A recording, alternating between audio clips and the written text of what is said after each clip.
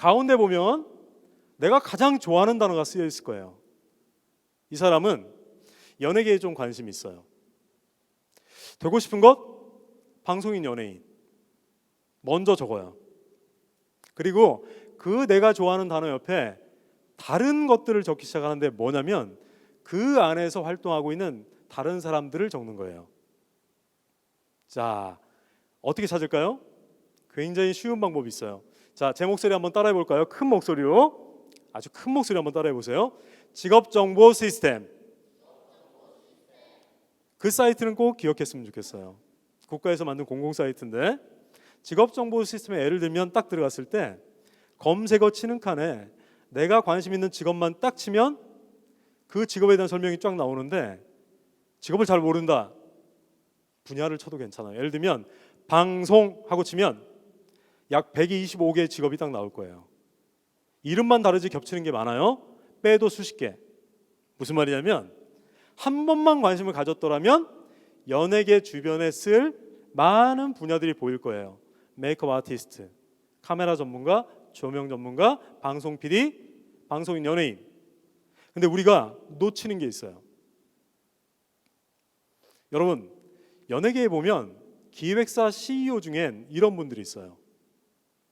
연예계가 그렇게 좋아서 청소년 시기부터 너무 좋아했는데 방송이나 연극 영화만 관심 갖는 게 아니고 경영이나 마케팅에도 관심을 가져요. 그리고 거기에 관심을 갖고 결국 그렇게 좋아하는 연예계에 딱 와 있어요. 누구로요?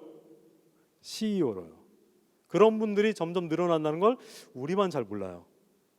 우리는 연예인, 방송인밖에 모르니까. 또 이런 사람도 있어요. 연예인만 상대하는 변호사들이 있어요. 그 사람들 역시 여러분처럼 연예인 좋아했던 사람들이에요. 그런데 거기에만 관심을 갖는 게 아니고 법학이나 관련 분야에도 관심을 좀 가져줘요. 그 다음에 그렇게 좋아하는 연예계에 결국 와 있어요. 누구로? 변호사로. 우리는 직업을 보는 눈을 제대로 가질 필요가 있어요. 자, 우리나라 직업은 몇 개쯤 될까요? 약 13,000개. 일본은 17,000개. 미국은 3만 개를 넘어섰어요. 근데 이런 말 하죠, 우리는. 할 게 없어요. 아니, 제가 관심 있는 분야가 안 보여요. 자, 지금부터 산수 한번 해볼까요? 자, 우리나라 13,000개, 미국 3만 개. 계산해 봅시다. 미국에 있지만 우리나라 없는 직업 몇 개쯤 될까요? 산수가 딱 되죠? 몇 개? 17,000개 무려. 그런데 우리는 할 게 없다고 생각해요. 이미 수많은 사람들이 그곳에서 그 직업을 가지고 있는데 우리만 할 게 없다고 생각해요. 한 번쯤 생각해 봅시다. 외국에 있지만 우리나라 없는 직업만 관심을 가져도 우리가 할 거는 굉장히 많아져요. 그래서 이 그림이 굉장히 중요한데, 자, 제 목소리 한번 크게 한번 따라해 볼까요? 중요한 단어입니다. 직업 옆에 직업. 한번 더 해볼까요? 직업 옆에 직업. 여러분 책상 앞에 학생이든 성인이든 직업 옆에 직업 종이 한 장이 붙여 있었으면 좋겠어요. 내가 관심 가지고 있는 그 단어는 어떤 단어든 좋아요.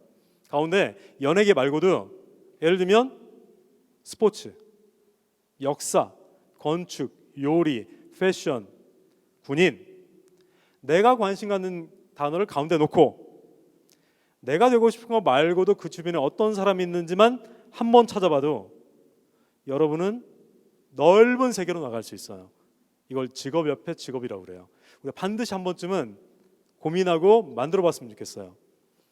그렇다면 세상과의 소통은 어떻게 될까요? 세상은 막 변하고 있는데, 자, 세상의 변화를 같이 한번 보도록 할까요? 여기에 여러 개의 그림들이 나오는데, 자, 우버 택시. 이 우버 앱에서 택시를 부르면 여러분 택시가 올까요? 자가용이 올까요? 자가용이 와요.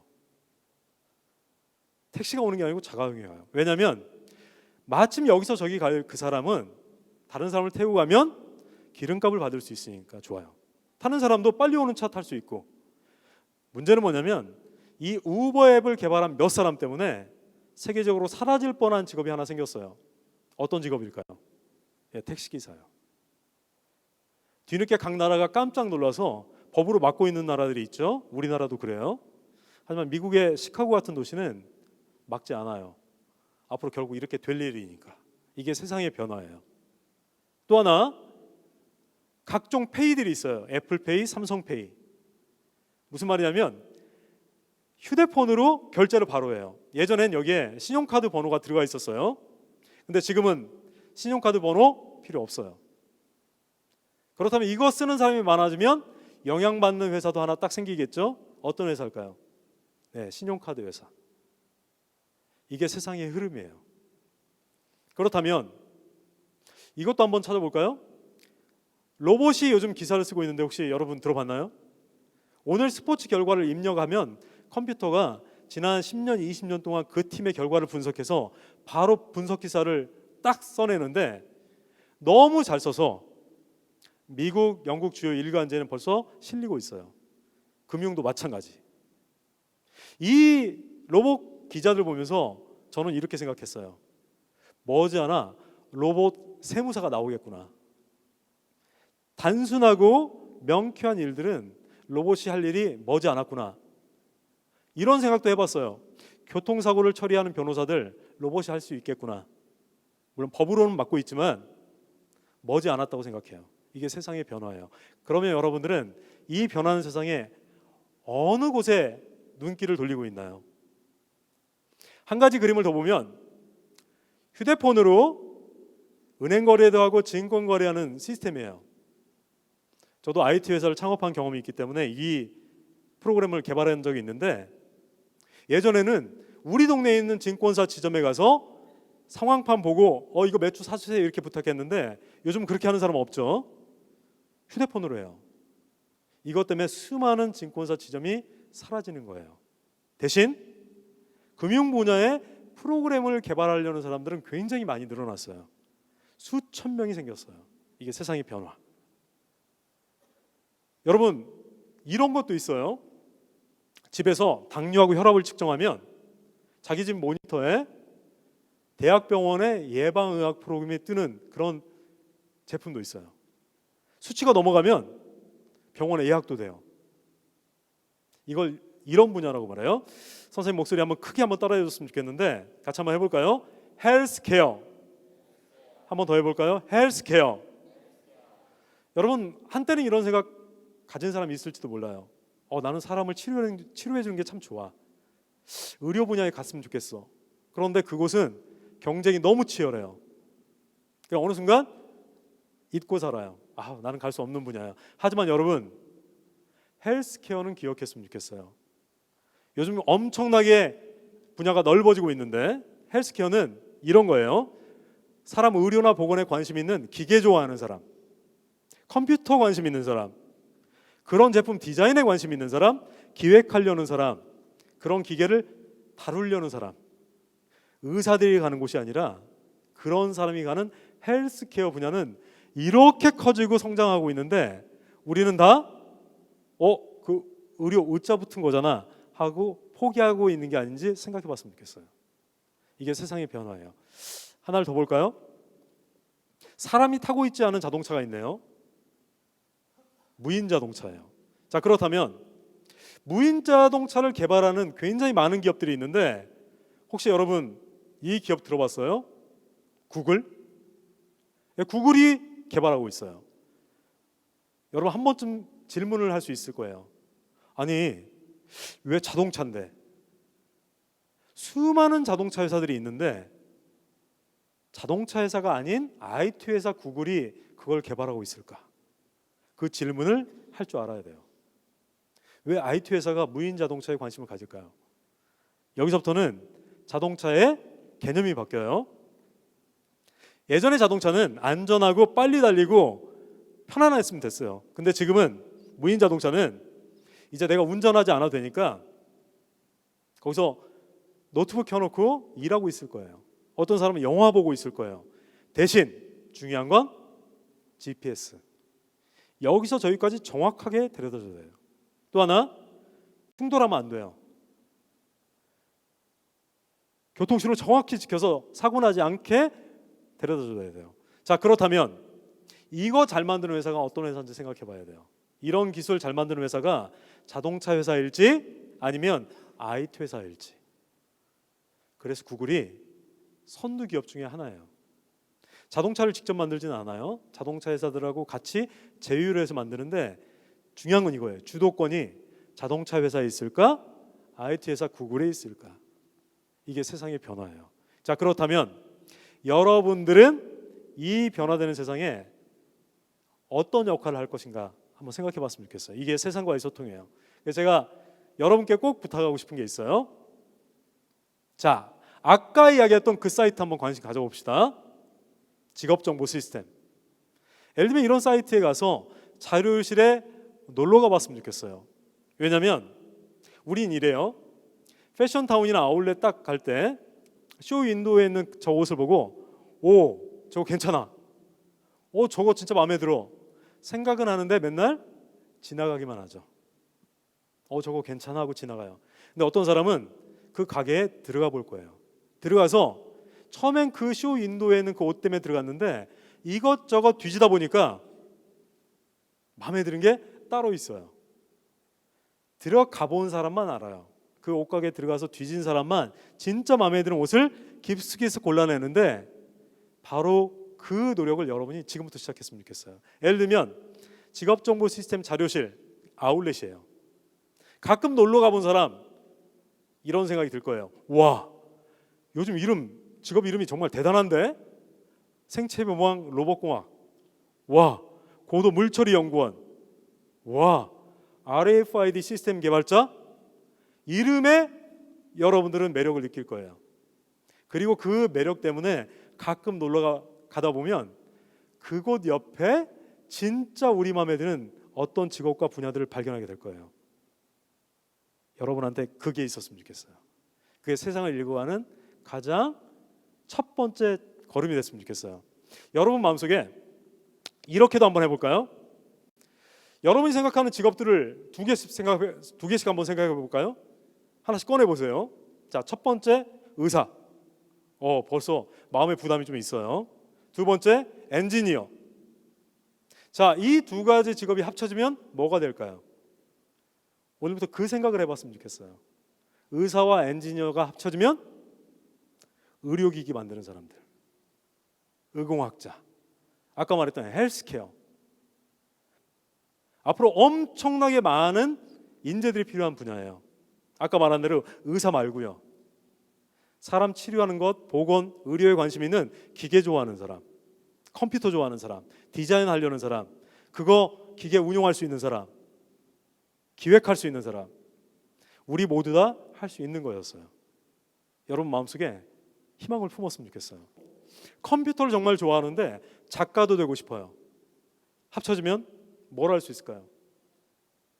좀 어렵죠? 웹툰 작가도 될 수 있죠? 또요, 테크니컬 라이터.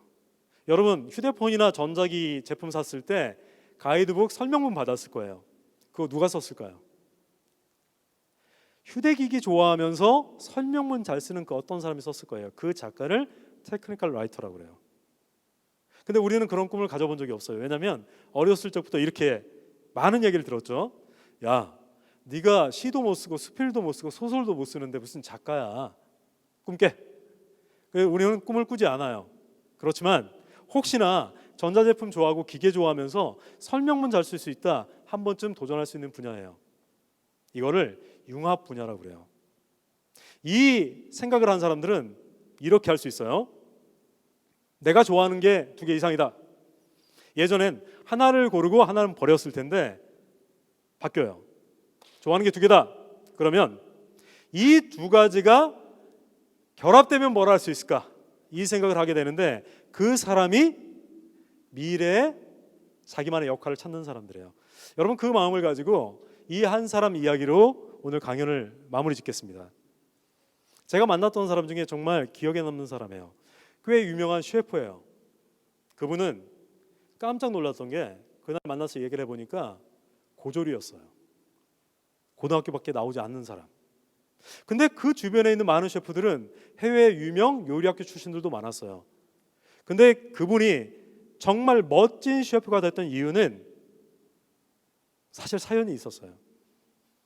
그분이 요리사가 되고 싶어서 만나고 싶은 그 요리사를 찾아갔을 때 자기는 고졸이지만 당당하게 뽑아달라고 부탁을 했대요. 저 이 일을 하고 싶어요. 그리고 실제로 그 일을 하게 됐는데 처음에 레스토랑에 취직하니까 그 유명 요리사 선생님이 시키는 게 뭐냐면 매일 홍합 3,000개 까기. 홍합을 3,000개 까게 했대요.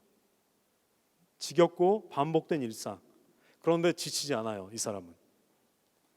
남들은 다 떠나가도 그 식당에서 10년 동안 버텼어요. 여러분, 10년 동안 홍합만 깠을까요? 홍합을 까면서 선생님이 요리하는 걸 보고 있었겠죠. 여러분, 여기 나온 세 가지 답을 여러분이 꼭 기억했으면 좋겠어요. 첫 번째, 우리 선생님이 요리를 만들면 너무 멋진 요리죠. 여러분도 아마 그거 경험할 거예요. 내가 닮고 싶은 사람이 뭔가를 해내는데 너무 멋지게 해내요. 그걸 이렇게 말해요. 같이 한번 따라해 봅시다. 큰 목소리로 정답. 한번 더 해볼까요? 정답.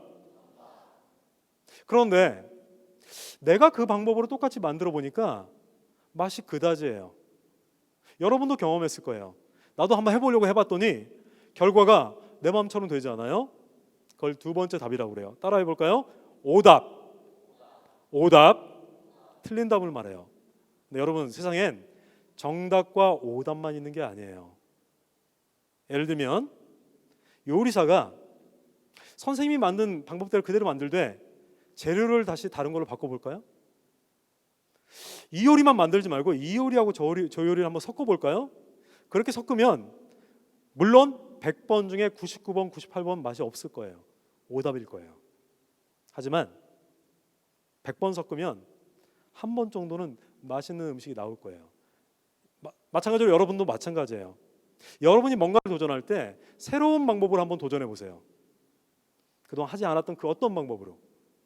그렇다면 요리 중에 한 번은 맛있는 것, 그게 뭐일 거고, 그 유명한 셰프 그렇게 해서 자기 레시피를 만든 사람이에요. 여러분한테 이 세 번째 답이 있었으면 좋겠어요. 같이 한번 따라해 볼까요? 다른 답. 한번 더 해볼까요? 다른 답. 여러분, 이 세상엔 정답, 오답 말고 다른 답이 있었어요. 아까 처음 이야기했던 것처럼 지혜로운 사람은 항해를 떠날 때 늘 북극성을 봐요. 그 별이 여러분의 꿈과 비전이란 진로 목표인데, 그게 있는 사람은 적어도 방향을 잃지 않아요.